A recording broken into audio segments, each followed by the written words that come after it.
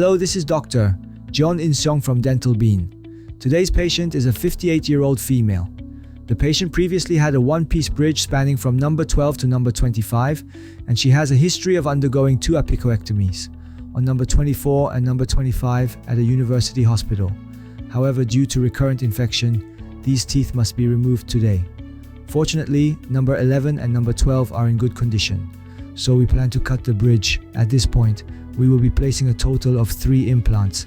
The primary concern for this patient is that the bone at number 21 has become extremely thin, almost like a sheet of paper, with severe centripetal resorption. Thus, a comprehensive GBR will be required.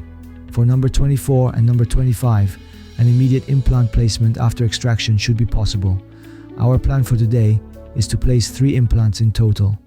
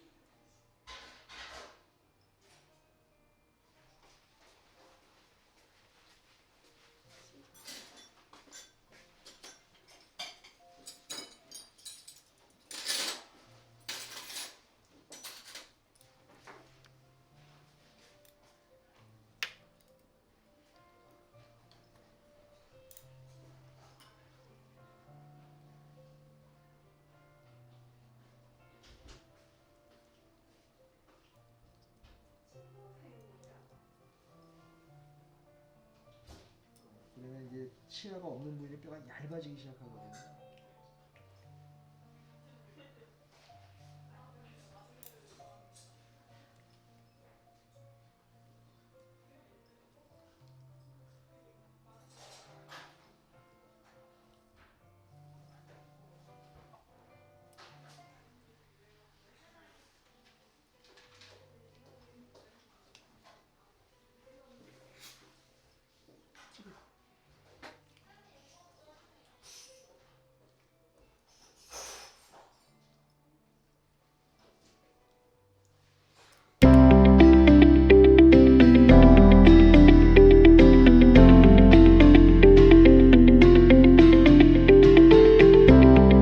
Post-surgical findings. We successfully placed implants at number 25, number 24, and number 21. At number 24, the healing cap did not fit properly as it was obstructed by the adjacent superior bone. After confirming the issue, we replaced it with a thinner healing cap.